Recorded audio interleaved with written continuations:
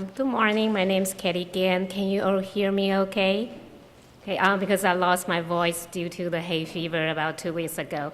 Maybe some of you know that we had a long and cold winter on the East Coast.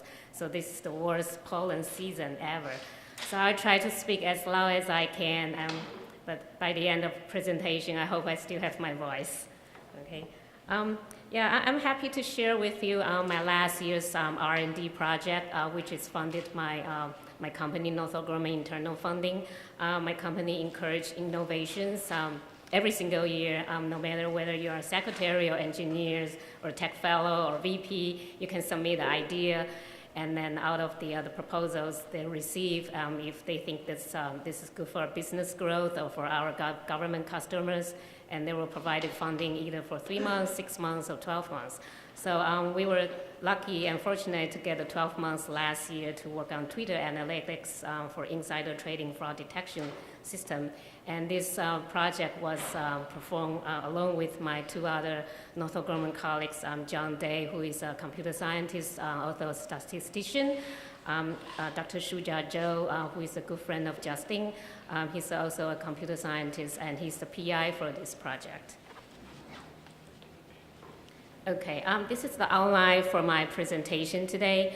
I like to talk about what's the background, what's the insider trading, what's the state of art right now, what's the motivation we are designing this system, and the approaches that we took for data collection, training data preparation, and building the training models, and also we have some discussion about the 2 models that we built.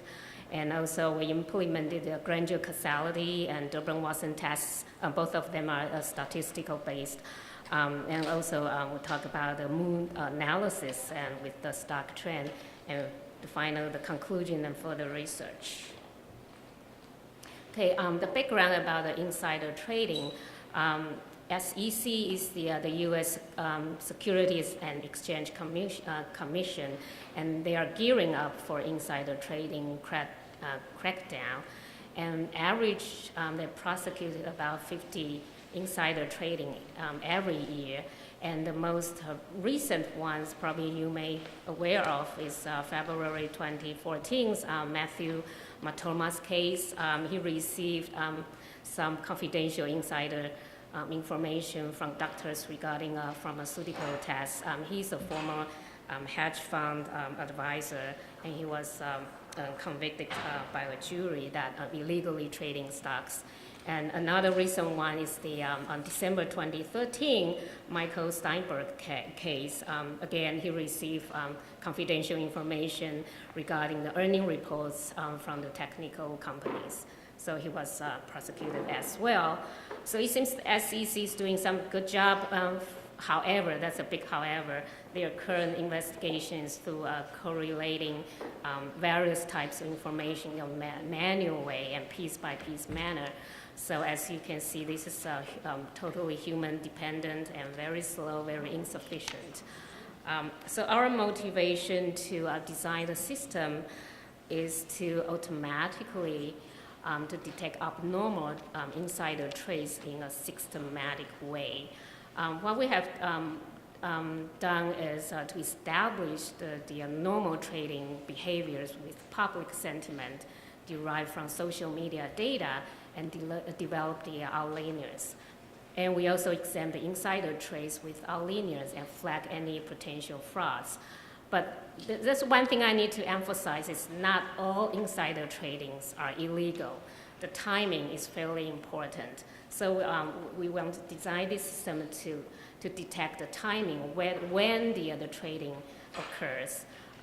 So if there's there's a potential suspect trading, then the system will issue the warning, and the analysts from SEC can take a look and start investigation. And there's an assumption behind this system is along with the trigger event every single day, if the sentiment towards positive, stock price is rising, and the majority of investors are buying, and vice versa. Sentiment towards negative, stock price is dropping, and majority of investors are selling. Okay, this is more specific for our system.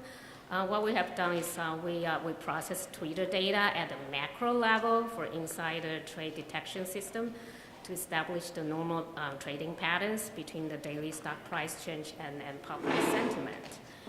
And at the micro level is we took the normal trading patterns compared with insider trade data, which is SEC's Form 4, to detect the timing. As I mentioned, that timing is fairly the key factors of the stock trading execution to determine its legitimacy.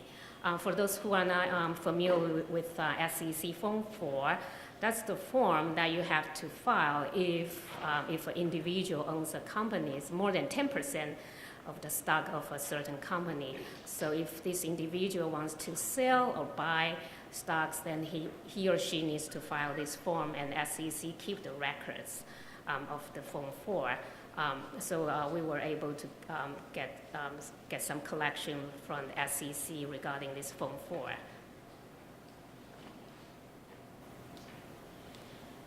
Okay, all right, then down to the technical level. We built two training models. One is SVM, the other one is the decision tree. And we also use two sets of training data. One is the Stanford Twitter Corpus, open source, that's downloadable from their website. And we also collected about 3 months Twitter data. We annotated this historical Twitter data. And we use the SVM for a more domain-specific model using the Apple stock historical Twitter data, focusing on the Apple stock. And for decision tree, we train this model for a more general purpose using Stanford Twitter Corpus. Okay, let's move on to SVM model. We trained the SVM model based on the strong sentiment words from LIWC, pronounced as a Look 2007's dictionary. This software is developed by University of Texas. So for instance, the word like love, wonderful for positive, and hate, damned for negative. Look, as I said, is a text analysis program to analyze people's mental and physical health in correlation with the words they use in speech and the written samples. And the core of this software is the 2007 dictionary. They have emotion and cognitive words being arranged in hierarchical categories. So we trained the SVM model on open source data mining tool called RapidMiner version 5.3 using the historical Apple stock data. But we're just focusing on opinion tweets. It's about 160K. We filter out all those information-bearing tweets. And the outputs from this SVM model has reached about the precision. Oh, I'm sorry. Oh, okay. I thought I missed out the precision word. Precision is about in the low 90s, and recall is about mid 70s. So based on the 10-fold cross validation. Okay, let's move on to decision tree model. Again, we use another open source data mining tool called RuleQuest C5. This open source mining tool tends to explain the results by showing the rules and the attributes used for each sentiment decision. And we use the Stanford's Twitter corpus, 1.6 tweets. That's a fairly large cohort of big data. And it took about like 3 to 4 days on our Hadoop cluster to process all those data. Okay, I want to talk more about the Stanford Twitter corpus. This training data only using tweets containing emoticons to determine the positive or negative label for each tweet. This is how they build their ground truth. For instance, if you have a tweet like a homework with smiling face, and this is a positive tweet, and you have a homework with a frowning face, and this is a negative tweet. And this is how Stanford built their Sentiment 140 based on this training data. And when they use the training data, they just remove all these emoticons and force the model to learn the words around this, around the emoticons. But however, for our training data, we're further processing the Stanford Twitter corpus. Okay, so for each tweet, we tag with Carnegie Mellon's ARC part-of-speech tagger. They have 25 tags in this ARC part-of-speech tagger, but we just use 13 out of them, which is more related to our data. And then we select a tag token, which is having the word frequency equal or more than 15 overall data set, which is about 15K. And then we calculate this. We have created several indexes for this project. This is one of them. We calculate a TSI called Total Sentiment Index for each tagged token. And then we select the top 6,799 tokens with very high absolute value of TSI. And this is the formula for TSI. And TP/TM means total positive tweets in this corpus, and then total negative tweets in this corpus. But Stanford's corpus is pretty balanced. They have equal number of positive tweets and negative tweets. For in this case, TP divided by TN equals 1 in this case. And for instance, like cavity, the word in this corpus is now has a high negative counts of 54 and low positive counts of 3, and its TSI value equals minus 0.895. And then we build the feature vectors for each tweet in this training corpus with the unique ID, with the positive, negative labels, and some of the TSI in each tweet and in this training set. And we assign a 0 as a token, not in this top set of the TSI corpus. It turns out that some of TSI is a very strong feature in these feature factors. And I think I have more to talk about. Okay. Oops, let me get back. Yeah, it is a very strong feature for these feature vectors, and it raises the accuracy about like 10%. Okay, we conducted the experiments by running randomly samples, 10K, 100K, and 1.6 million data respectively. And interestingly, this is what we found out. This is not always true. The more data, the better the results. It turns out the 10K random sample provides the best results with 83.3% accuracy, which outperforms Stanford's reports based on naive Bayes and maximum entropy and SVM, where they use the unigram part of speech as a features. Okay, so the following is the model comparison. For the SVM models, it tends to have a higher precision with the hand-labeled training data, but the decision tree model is more robust and has the potential for generalization, since that their corpus is not just mainly focused on Apple stock.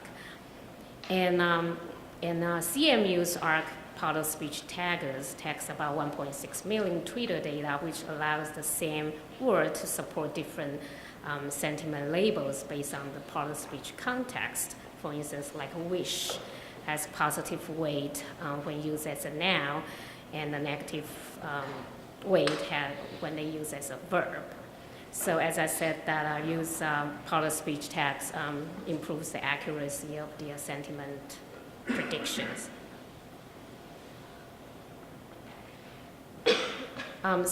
We still like to investigate why the 10K data provides the best results in decision tree model. And one of the possible interpretations that emoticon labeled tweets are much noisier than the manually classified tweets. In addition, we also found duplicated tweets in the Stanford Twitter corpus and with the contradicting labels. So we think the potential solutions to filter out these. Wow, I still have more to say. So. Okay, I'll try my best. Okay. The potential solution is to filter out the noisy words and use the words which express sentiment with less variance. Okay, this is another index that we used. Granger causality analysis has applied to the daily time series by SKPI, Sentiment Key Performance Index, versus Apple stock market time series.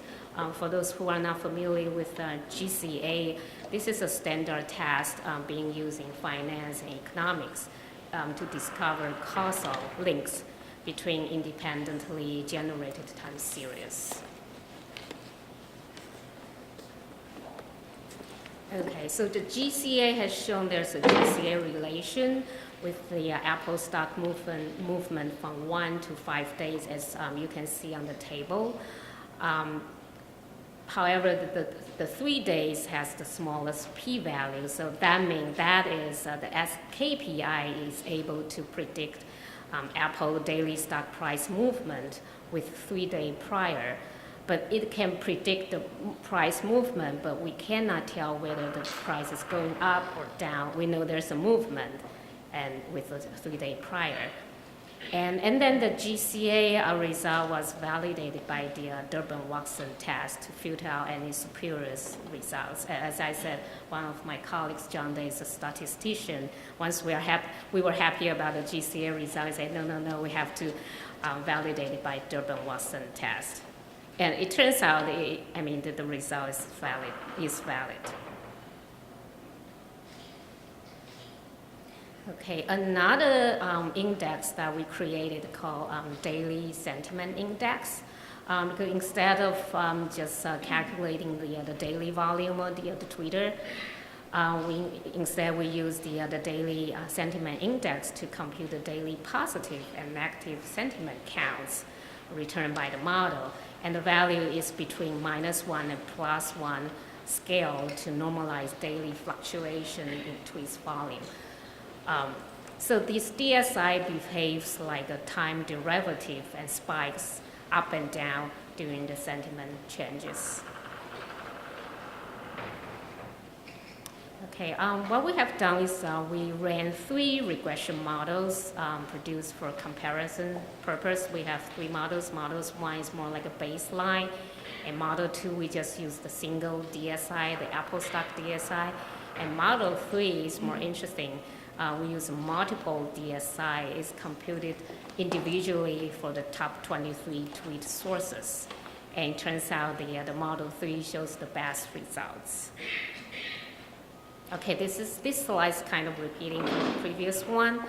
As you can see from the table, the most left one is the model 1, and the middle one is model 2, and the last one is the model 3. When I say source of the tweets, that means that where the tweet is published. And interestingly, when we just focusing on these individual top sources, it provides us the best results. Okay, from our Apple stock tweet collection from November 2012 to February 2013, there are 24,000 unique sources for each tweet.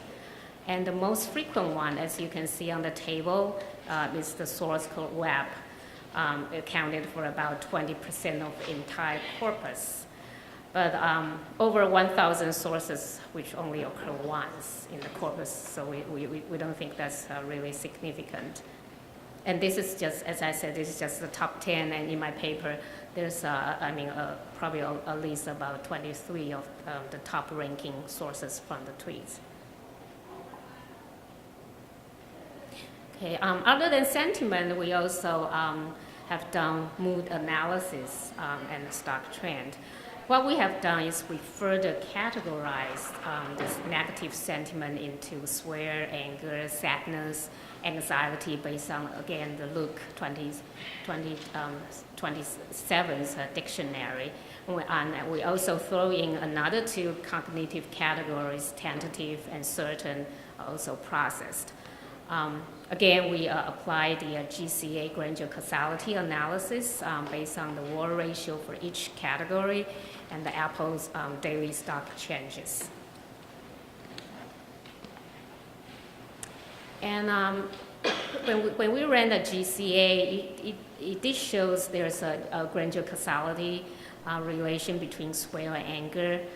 However, when we use the Durbin-Watson test to validate, it just shows that's a very weak positive correlation with the Apple stock changes. So this results is very different from the result from Boland and his students reported on 2011, which he claimed that mood analysis is correlated with the stock changes, daily stock changes. So the possibility could be the data cleansing a problem for this corpus. Okay, again, this is this table shows the Durbin-Watson validation of the swell and anger against the against the Apple stock changes. As you can see, they have very weak correlations. Oh, okay, that's my last page. For further research, we like to cross-train SVM and decision tree using these two data set. For instance, using SVM to train Stanford's 1.6 corpus, and then using the decision tree to process the Apple historical Twitter data. And we also like to collect other social media sources in addition to Twitter. But for the time being, I think Twitter is the most easier one to get. We did talk to Facebook because of the privacy issues. We are still having problem to collecting data from Facebook. And we also like to collect data in addition to Apple stock. We're thinking probably we can collect other high-tech companies like IBM or Google to do the comparison. And finally, as I said, that we also noticed that the social media sources and the stock movement trend are highly correlated. So we like to do the investigation as well. Okay, so am I on time? Okay. Excuse me, I'm almost lost my voice.